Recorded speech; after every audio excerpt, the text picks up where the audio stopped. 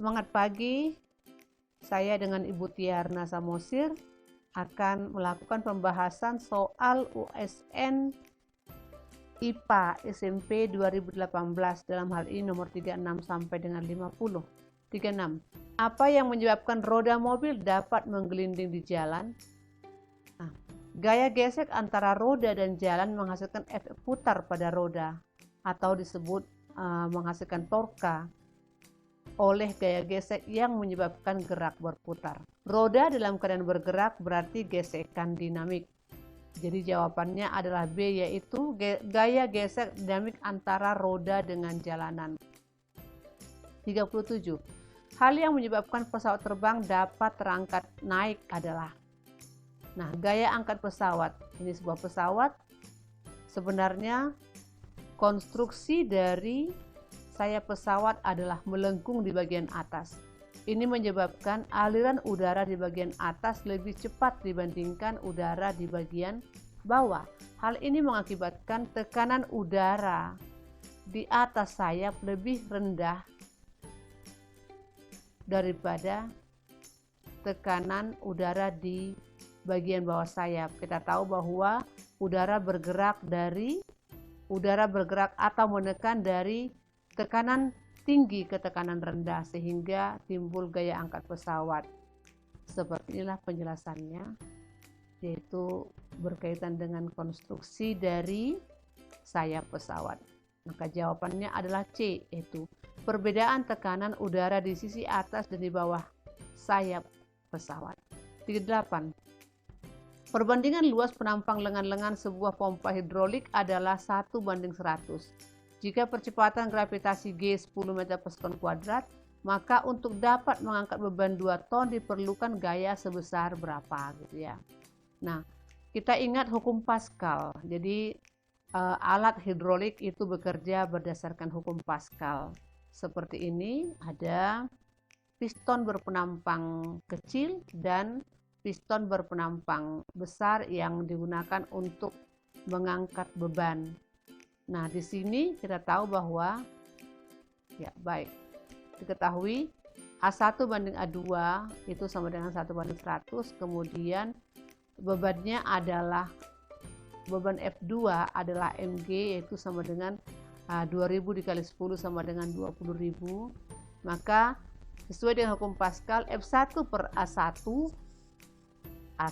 ya sama dengan F2 per A2. Kita masukkan harga sesuai dengan perbandingannya, boleh kita langsung masukkan A1/A2 itu 1/100.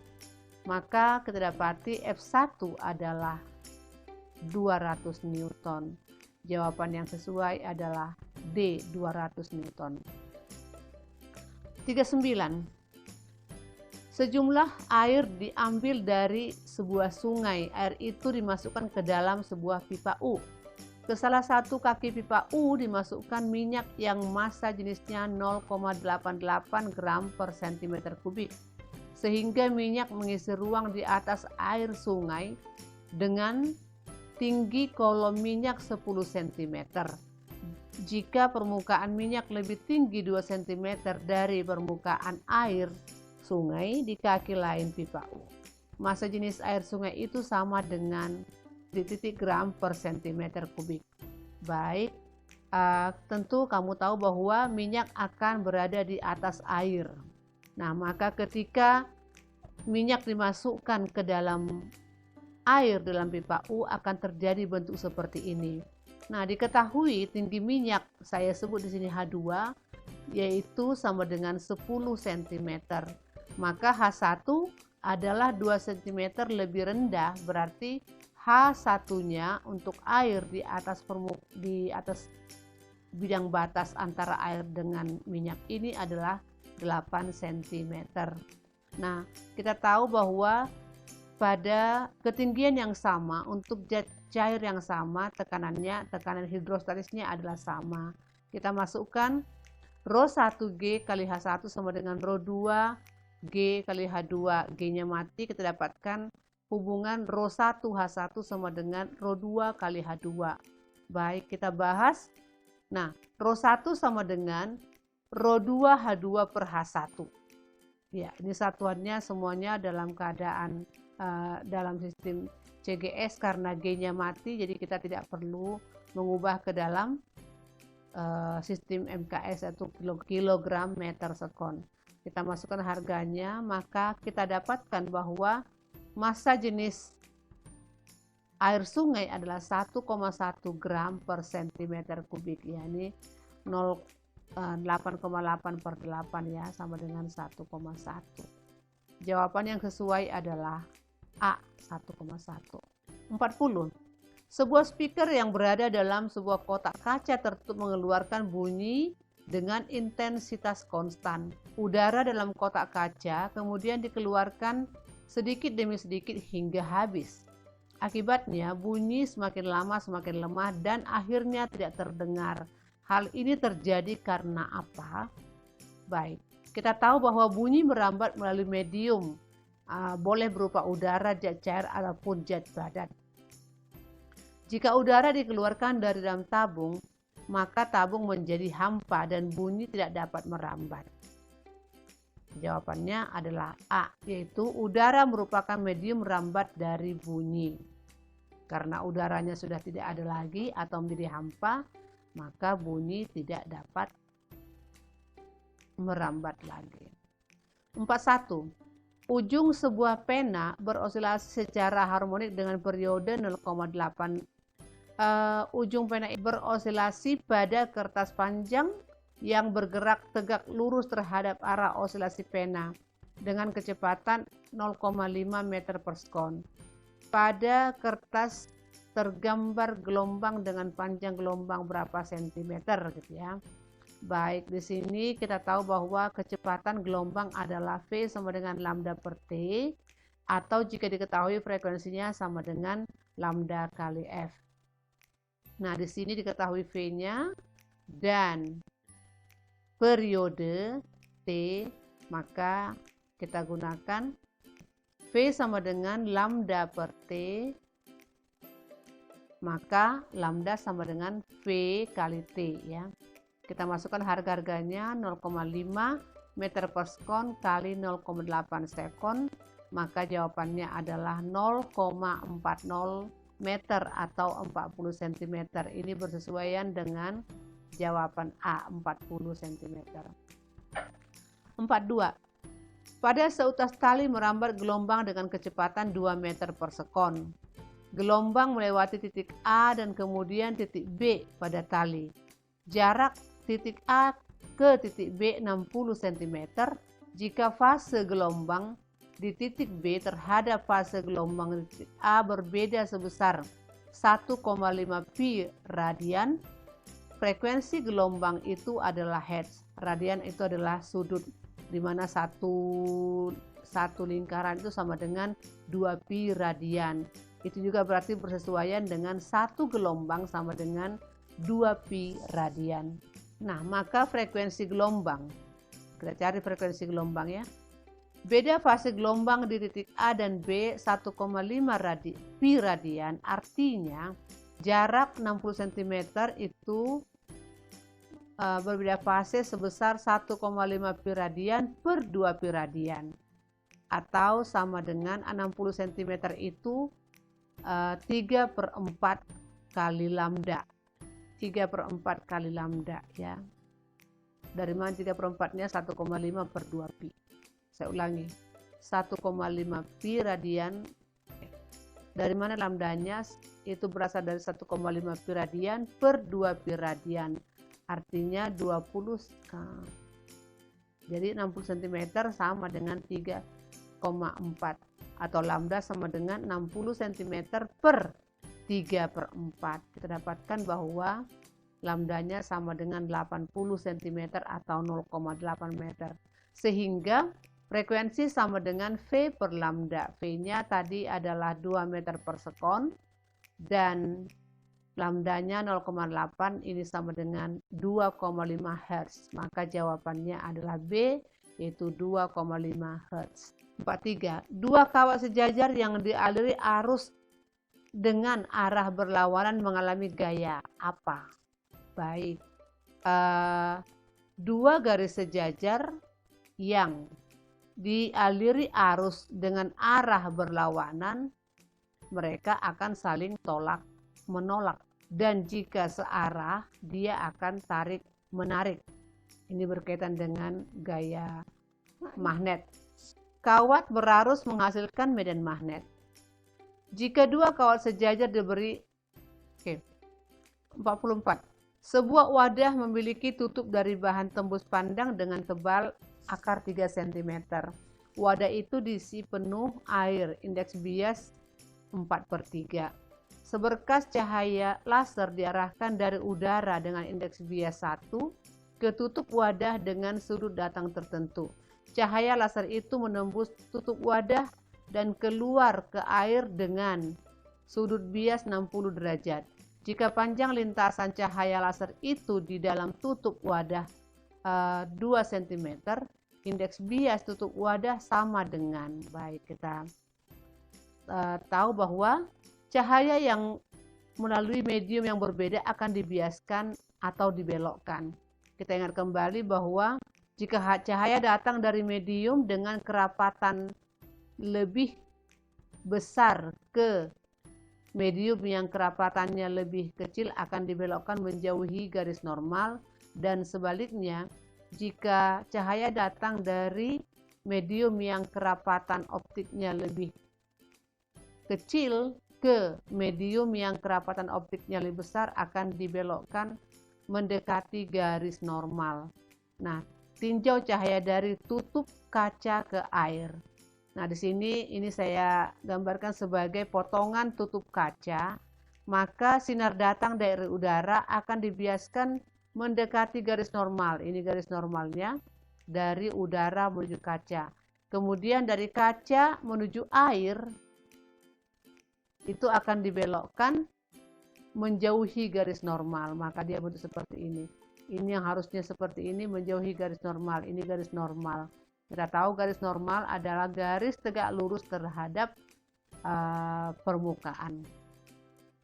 Ya, nah di sini kita dapati bahwa kalau kita buat ketebalan kaca, tutup kaca adalah akar 3 cm dan panjang berkas yang melalui kaca adalah 2 cm, maka di sini boleh kita lihat ini adalah sudut datang dari kaca menuju air, dan ini adalah sudut biasnya 60 derajat. Dan cahaya datang dari kaca dengan indeks bias N1 ke air dengan indeks bias 2. Nah, menurut hukum pembiasan, sinus sudut datang per sinus sudut bias R sama dengan N2 per N1. Nah, di sini diketahui bahwa N1-nya adalah 4/3, sudut R-nya adalah 60, sudut bias 60, maka kita harus mencari dulu nilai sudut datang I dari kaca menuju ke air tadi ya.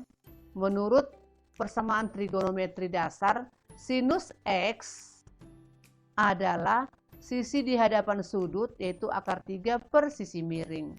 Maka sinus X ini yang nilainya akar 3/2 itu bersesuaian dengan sudut 60 derajat. Jadi X nilainya adalah 60 derajat. Maka dapatlah kita I sebesar 90 dikurangi 60. Kenapa 90? Ini sudutnya 90. Kurangi 60 sama dengan 30 derajat. Maka dapatlah kita sudut datang dari kaca menuju air. Kita masukkan nilainya ke persamaan pembiasan ini. Sinus 30 per sinus 60 sama dengan 4/3 nilai N2, yaitu air. Ya. Kemudian N1 yang dipertanyakan. Nah, sinus 30 itu sama dengan setengah.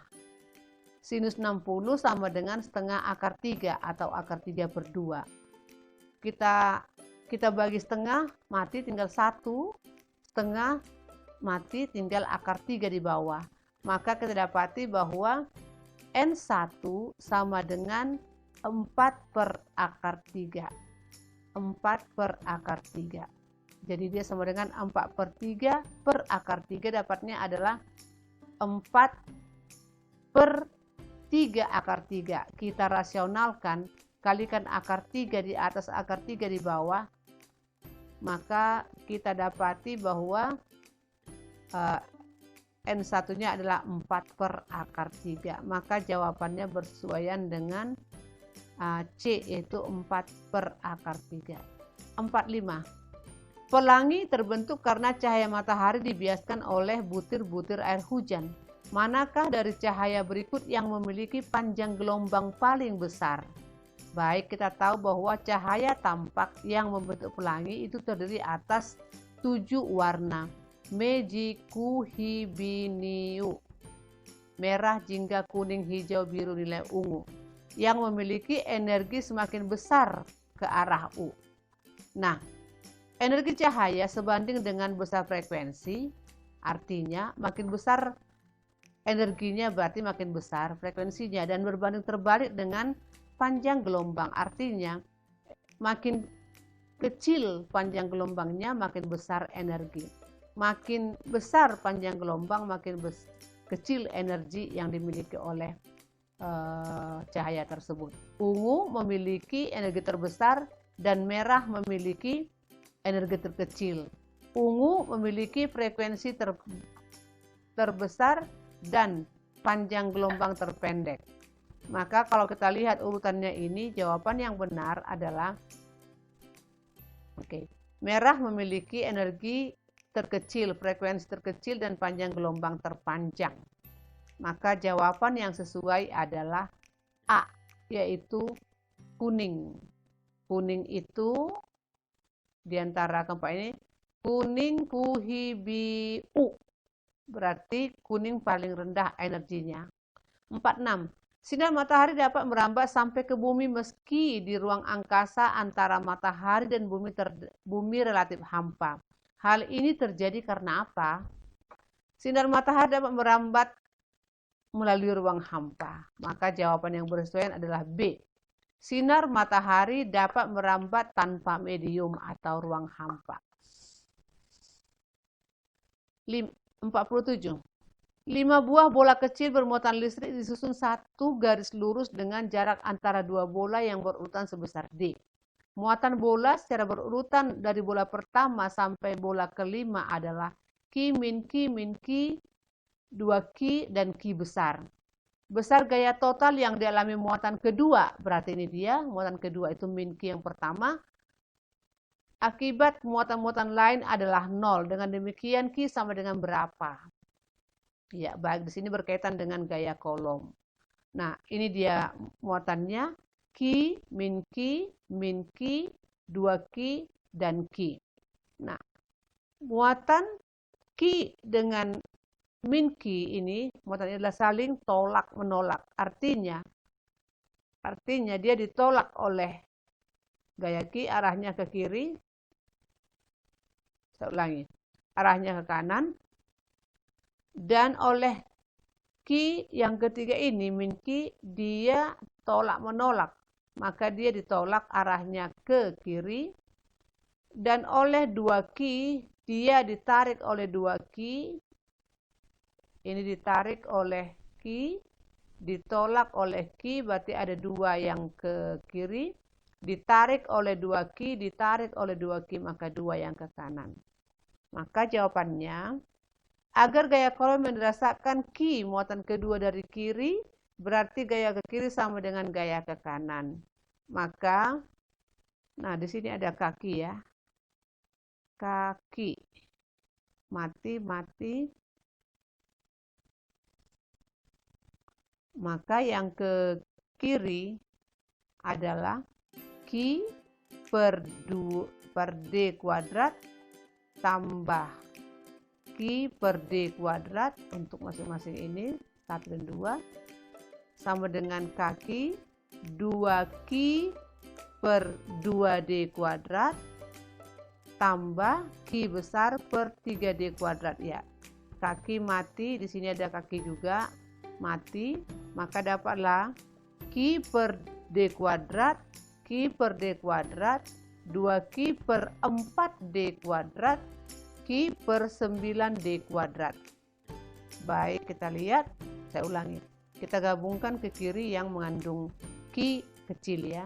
Maka di sini kita samakan penyebut sekalian, 4Q per 4D kuadrat, ini juga sama 4Q per 4D kuadrat. Ini pindah menjadi min 2Q per 4D kuadrat sama dengan Q per 9D kuadrat. Baik, kade ruas kiri adalah 4 tambah 4 kurang 2 sama dengan 6Q per 4D kuadrat. Ruas kanan Q per 9D kuadrat. Kita matikan D kuadratnya, maka kita dapat Q sama dengan 4Q sama dengan 54 Q kecil. Maka Q besar sama dengan 13,5 Q. Maka jawaban yang bersesuaian adalah D, yaitu 13,5 Q. 48. Suatu magnet batang dibungkus dengan suatu plastik. Manakah pernyataan di bawah ini yang benar tentang jumlah garis gaya magnet yang menembus permukaan plastik? Nah, garis gaya magnet tidak dihalangi oleh plastik pembungkusnya, sehingga jawaban yang benar adalah B, yaitu jumlah garis gaya yang menembus sama dengan jumlah garis gaya yang menembus keluar plastik. Jumlah garis gaya yang menembus masuk sama dengan jumlah garis gaya yang menembus keluar dari plastik. Jawabannya B. 49. Gerhana bulan terjadi pada saat bulan purnama, di mana bumi berada di antara bulan dan matahari. Artinya, sinar matahari yang seharusnya sampai ke bulan itu dihalangi oleh bumi. Gerhana matahari terjadi saat bulan berada di antara bumi dan matahari. Maka jawaban yang benar adalah C, yaitu bumi berada di antara matahari dan bulan. Biasanya terjadi pada waktu bulan purnama. Bulan mengalami perubahan penampakan yang dikenal juga sebagai perubahan fase bulan. Perubahan fase bulan tidak diakibatkan oleh apa? Cahaya bulan adalah cahaya matahari yang dipantulkan oleh bulan. Bulan berotasi sambil mengitari bumi dan bersama-sama dengan bumi mengitari matahari. Akibat revolusi bulan mengelilingi bumi, kita amati bentuk bulan senantiasa berubah sesuai dengan bagian terang dari bulan yang diamati dari teras bumi, yang disebut dengan fase bulan. Dalam hal ini, jawaban yang tidak sesuai adalah yang rotasi bumi pada sumbunya.